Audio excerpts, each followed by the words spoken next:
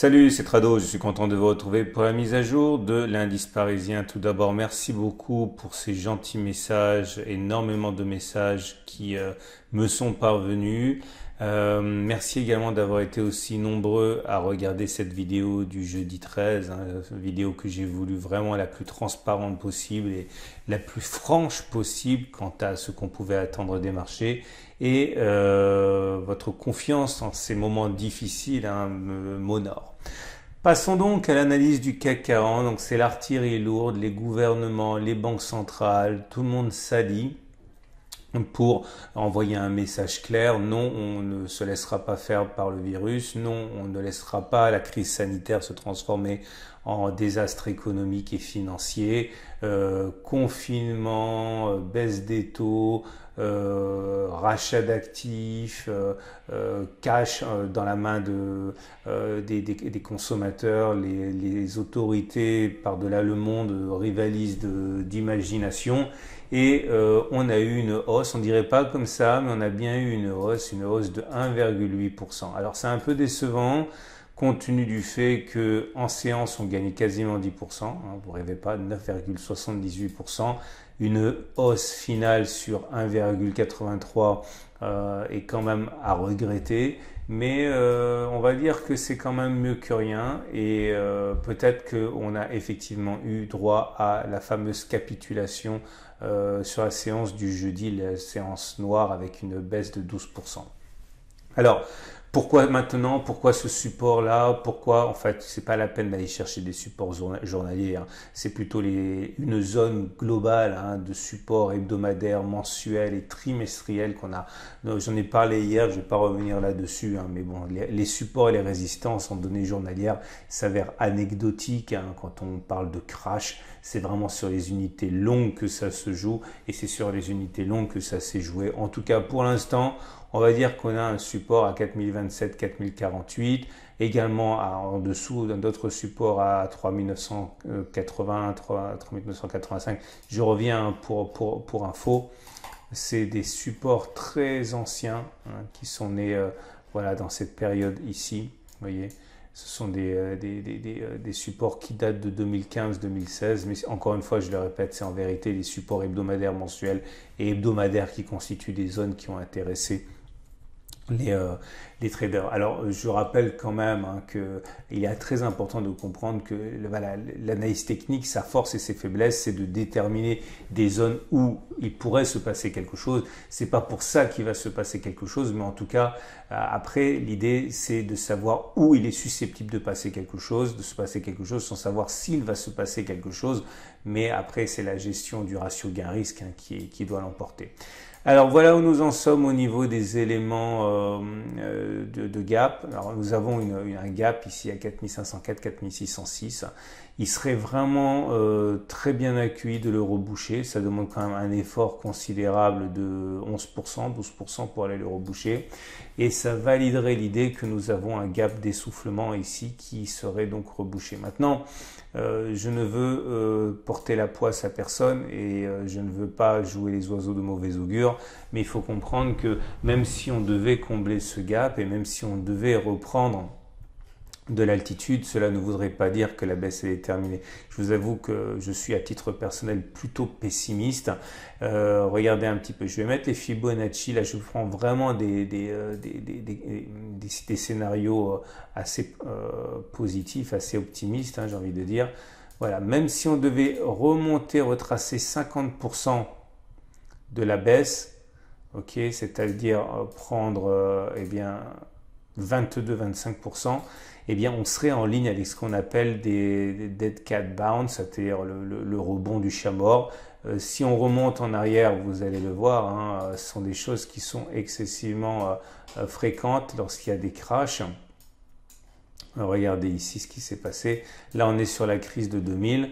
Voilà, il n'est absolument pas exceptionnel d'avoir des rebonds. Regardez celui-là, il a fait 10%. Celui-là, il a fait 20%. Ok, donc on a régulièrement des hausses comme ça. En fait, les hausses dans les bear markets sont les plus violentes qui soient. Regardez celui-là. Ok, on a eu ici une progression. vous rêvez pas, 35% avant d'avoir une rechute. Donc il faut vraiment, si on considère qu'on est passé en bear market, et c'est malheureusement le sentiment que j'ai, mais c'est une hypothèse de travail, hein, je ne suis pas dans le secret des dieux, eh bien il faudra absolument se méfier de ce rebond. On peut avoir quelque chose de très significatif et avant de repartir éventuellement vers le bas, mais je le redis pour la deuxième fois, je n'en sais rien, c'est une hypothèse de travail, donc je serai excessivement méfiant à partir de maintenant de toute manière. On regarde les éléments techniques, à commencer par la moyenne mobile à 20 jours, les bandes de Bollinger, la moyenne mobile à 7 jours, etc. Et voilà ce que l'on a. On a une moyenne mobile à 7 jours qui est descendante, une moyenne mobile à 20 jours qui est descendante.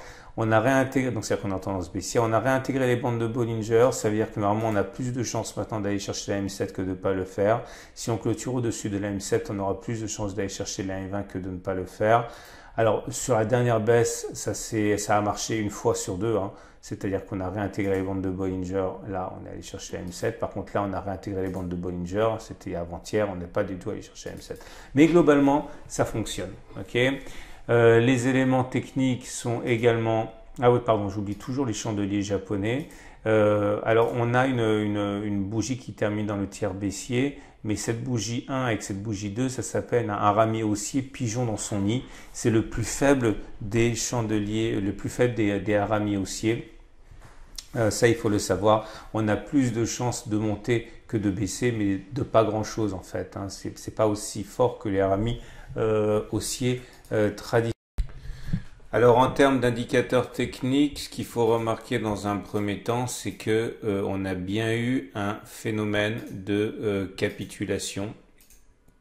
Je vous rappelle que sur cette bougie-là, on l'attendait un petit peu, hein. On attendait une hausse des volumes dans une baisse importante.